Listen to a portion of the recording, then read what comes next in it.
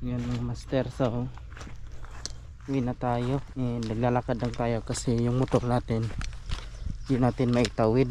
So ito pala yung dahilan mga master kung bakit hindi ko maitawid yung motor ko. Yan o, yan, ito yung dadaanan ko para makapunta ako sa spot, kaso napakaputik.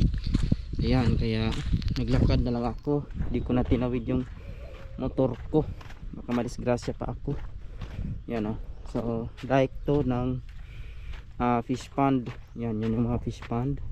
Dito rin sa kabila, yan, fish pond din yan. So yan o, sobrang putik talaga. Yan mga master, kaya naglakad naman tayo, lakad na lang tayo. Exercise rin to kasi